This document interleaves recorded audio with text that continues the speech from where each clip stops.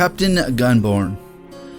Born among the Trollkin of Serral, Gunnbjorn spent his youth in the city streets and dockside warehouses, far from the ancient villages traditionally inhabited by his people. His father, once a powerful warlock, had allowed his own mystic potency to atrophy, likely from drunkenness and isolation from the wild. As a youth, Gunnbjorn was never exposed to full-blood trolls.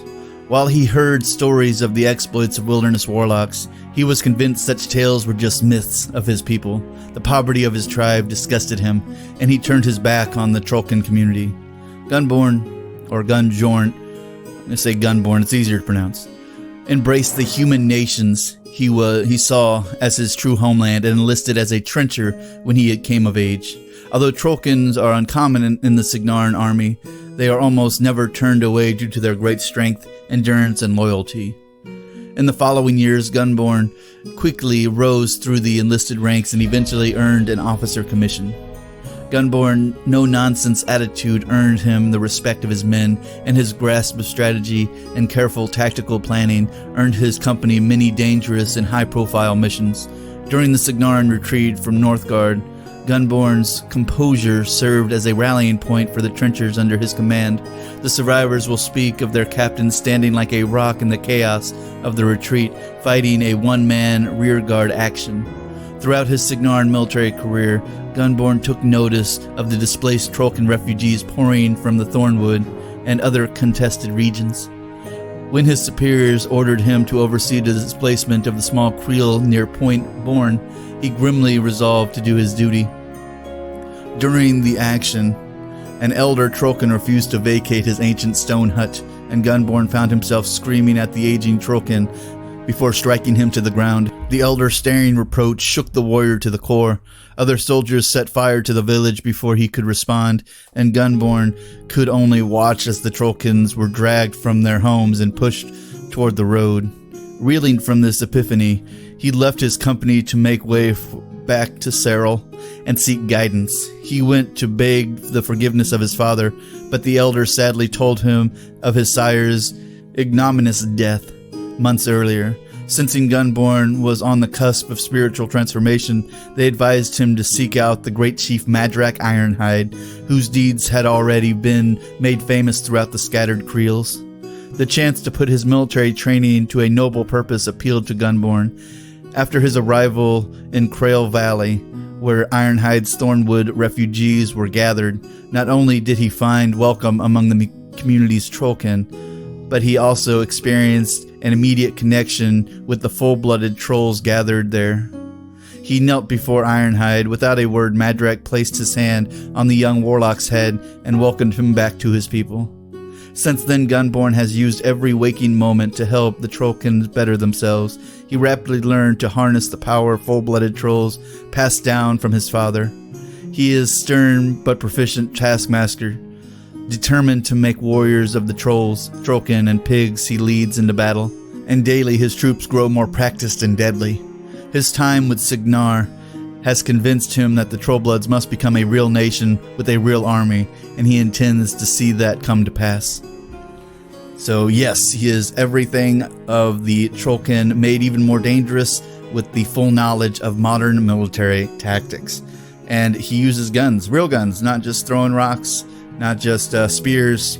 He is a firearms specialist since he worked with the trenchers with Cygnar. So yeah, he is way more dangerous to any modern nation than the more uncivilized Trollkin were. Even though every Trollkin is dangerous to man, whenever you know how man plays their games, you get on equal footing, and if you're already physically stronger and more resilient, you really can push the tide of battle any way that you want to push it. So, but Gunnbjorn is a very dangerous warlock, and let's see what his changes are for Mark 3 to Mark 4, shall we? And as always, let's start with his stats. So he is still a speed 6, still a mat of 6, although his rat has gone up to a rat 7, which makes sense since he is definitely trained with his weapons, so as per usual. So his rat's a little bit better. Defense is still 15, armor still 16. He's still tough because he's still a Trollkin.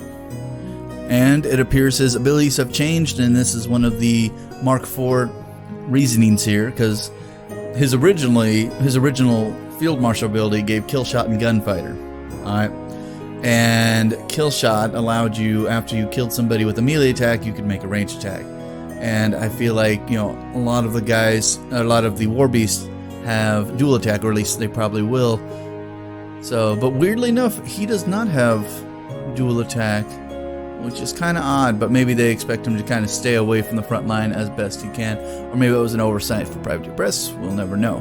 But his new abilities he was given, his new abilities were a field marshal, run and gun. Cohort models in this model's battle group gain run and gun at the end of the activation. If it destroyed one or more models with a ranged attack this activation, it can make a full advance, which is phenomenal and makes Trollkins a lot more dangerous because it gives them more mobility. And then it also looks like they gave him resourceful. This model can upkeep spells on models in its battle group without spending focus or fury. And depending on how many upkeep spells he has, that would be pretty fantastic, since he only has an arc of 6, which isn't crazy high, but it's not crazy low either. But, you know, upkeep spells do take a lot after a bit. But we shall see when we talk about his spell list. Let's go over his weapons real quick. He has a bazooka, of course, because why wouldn't a Trollkin warlock have a bazooka if they can? He has a rat 7 with it, a lot more accurate than now. It has a range 12, a AoE of 2, so 2 additional models at 2 inches away, and a POW of 14 and 8, and it is a magical weapon, and he still has critical devastation on it. So on a critical hit, models hit are thrown d6 directly away from the attacker.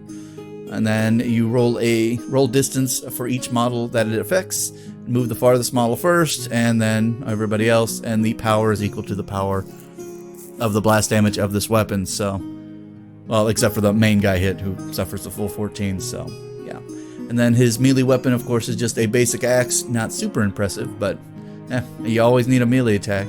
So, and I imagine you don't want to be shooting with a bazooka in melee range, which kind of makes sense, because that sounds like it would just hurt everybody. But let's see his feet, see if that changed any. And it changed slightly. Is it a crazy thing? No, not really, but it's less broken than it was before, I guess. So the original one, in his control range, friendly faction models gain cover, do not suffer damage from ranged attacks, and cannot become knocked down. Now the do not suffer damage from ranged attacks, that was the part that was removed because that doesn't make any sense. So the new one is, while in his control range, friendly faction models gain cover, and then blast resistance, which makes more sense. And then they cannot become knocked down. So they get, I'm going to call it variations on super tough, because you can keep rolling tough rolls as long as you're not on the ground. So that's always fantastic. So yeah, no, I think he's just as good as the original. And blast resistance is I'm not going to say it's a broken mechanic, but it's a very useful mechanic to have in the new Mark IV. Let's go over his spell list, see what changed. And then we'll start with what has stayed the same. So he still has Snipe, but Snipe has been reduced to a range +3 rather than a range +4, so that's more of a balanced situation. He still has Rock Wall, so he can still place a rock template anywhere within his control range. And then can upkeep the Rock Wall, so that's nice, although it's not a upkeepable spell for his own guys, unfortunately. And then he got to keep a Guided Fire, so while in the spellcaster control range, models in his battle group gain boosted ranged attack rolls, so it makes them even more accurate, which makes sense for a guy who is military trained. Looks like we added Sentry, but we removed Explosivo or whatever that spell was called. So the Explosivo that we removed, target friendly faction models, ranged weapon gains magical or damage type magical if the affected model directly hits and boxes an enemy model with the attack from a ranged weapon. Center a 3-inch AoE on the box model, then RFP that model. The models in the AoE are hit and suffer a power 8 magic damage roll. That is it's kind of a busted spell since it was a cost of 1, so, and it's upkeepable. Yeah, it seems like you're just giving all your guys AoEs. So, but it's been replaced with Sentry. So target friendly faction model gains rapid fire. A model with rapid fire can make 1 basic range attack during your maintenance phase, which is awesome. and it's upkeepable, so at the beginning of your maintenance phase, whoever you have it on, it just automatically just keeps on firing. So yeah, that's a very useful thing for a ranged army. And his spell list is definitely very ranged oriented and protecting himself. So yeah, you want to run this guy with as many ranged models as you can. And it looks like a lot of these models outside of his snipe are very good for his own guys. So yeah, so you want to keep him with as many ranged Trollkin war beasts as you can.